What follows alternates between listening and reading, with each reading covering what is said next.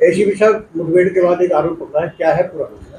देखिए, फरीदाबाद पुलिस की तरफ से एक बड़ी कार्रवाई करते हुए क्राइम ब्रांच डीएलएफ को एक बड़ी सफलता प्राप्त हुई है, जिसमें मुख्यतः तौर पर जो सराय के अंदर 9 और 10 अप्रैल के दौरान इंटरवेनिंग नाइट के दौरान एक बड़ी वारदात को अंजाम दिया गया था, जिसमें कुछ आदमियों ने मिलकर एक सचिन नाम के व्यक्ति का चाकू मारकर उसकी हत्या कर दी गई थी।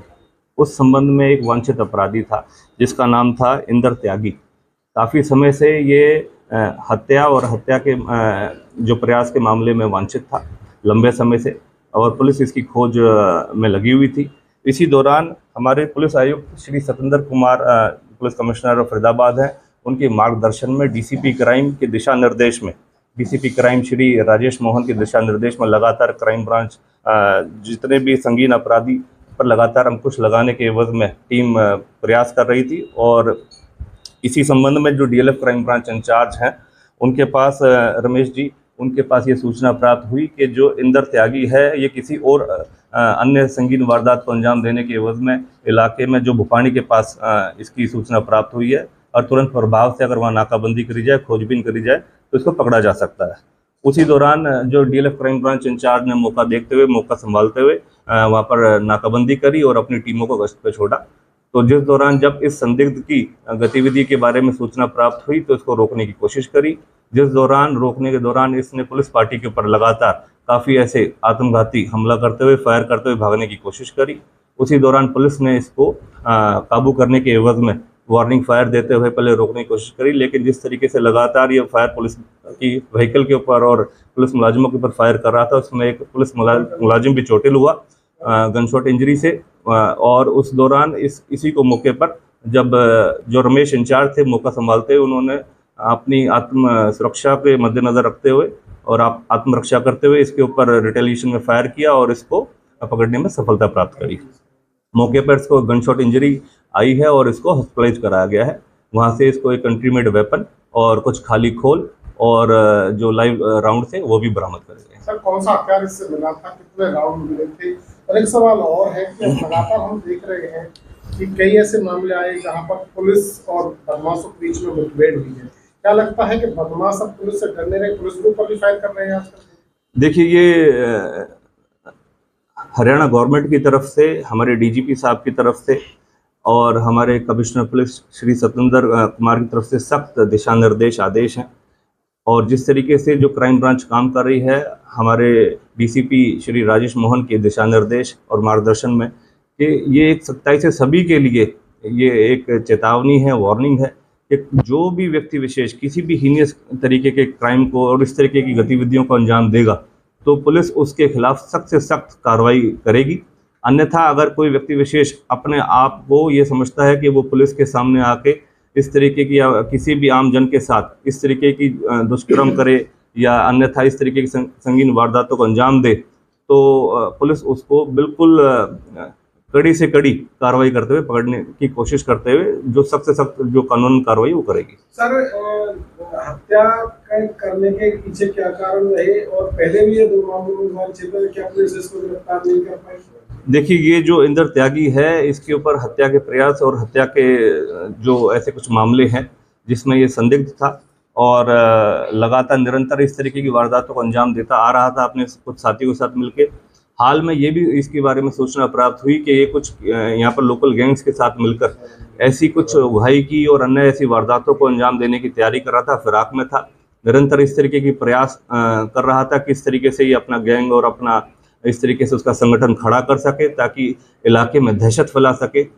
जो हमारे क्राइम ब्रांचेस की टीम है लगातार इसको मॉनिटर करने की कोशिश कर रही थी। जो डीएलएफ की क्राइम ब्रांच है, फिर आखिरकार उसको सफलता प्राप्त हुई इसको पकड़ने में। तो निरंतर ऐसे लोगों के ऊपर अंकुश लगाया जा रहा है जो गैर कानूनी गतिविधियों में संलिप्त है। हत्या के कारण क्या रहे जो उसकी हत्या के कारण इनकी आपसी रंजिश थी अपने इनके कुछ साथियों के साथ मिलकर, जो कि जैसे कि सराय के अंदर हुआ था, व्यास और सन्नी ने मिलकर इनके साथ मिलकर जाके वारदात को अंजाम दिया, जिसमें मुख्य तौर पर इंदर ने सन्नी को चाकू दिया था और जिसपे सचिन का उसमें मर्डर करा गया। इसमें कोई लड़की का इन्वॉल्वमेंट है? वो इन्वेस्टिगेशन का मैटर है, इसमें आपसी इनकी क्या विवाद चल रहे थे और किस वजह से इस तरीके की गतिविधियों को दिया, उस वो अलग से केस में इन्वेस्टिगेशन करा कितने जाएगा। लोग इसमें शामिल थे इस घटनाक्रम में और कितनों को पुलिस गिरफ्तार कर? मौके पे 3 आदमी शामिल थे, जिसमें इंदर, सनी और व्यास नाम का व्यक्ति, जिसको सनी और व्यास को पहले ही पकड़ा जा चुका है और ये उसमें वांछित था इंदर, और हथियार देने में और मुख्य भूमिका निभाने में, उस चीज़ को हथियार को लाने में सब इसी का हाथ था, जिसके पास एक कंट्री मेड वेपन भी बताया जा रहा था। जिस दौरान अभी जब मुठभेड़ हुई, पुलिस के साथ एनकाउंटर हुआ, उस दौरान इससे वो हथियार भी बरामद करा गया। कहा गया था कि कर चुका है और कहाँ की है, क्या नाम है, कहाँ रहने वाला, कहाँ से गिरफ्तार हुआ है? देखिए, इसका नाम इंदर त्यागी उर्फ पंडित है, 21 वर्षीय ये है। ये मोलबंड दिल्ली का रहने वाला है और इसके ऊपर हत्या के प्रयास जो सेक्टर 31 में दिसंबर माह के अंदर इसने अंजाम दिया था 2025 में, उसमें कुछ लोगों के साथ इसने वारदात को अंजाम दिया। इसने अपने आप से कुछ लोगों को चाकू मारकर चोटिल करा, घायल करा, और उसके बाद फिर सराय पुलिस स्टेशन के अंदर 9 और 10 तारीख को, 9 और 10 अप्रैल के दौरान इसने एक हत्या की वारदात को अंजाम दिया, इसके अपने कुछ अन्य साथियों के साथ मिलकर। तो 2 ऐसे मुख्य केसेस में वांछित था। अन्यथा इसके बारे में और सूचना प्राप्त हुई कि ये अवैध तरीके की कुछ और गतिविधियों में भी संलिप्त और अपना गैंग संचालित करने की तैयारी में था, लगातार इस तरीके की वारदातों को अंजाम देने की फिराक में था।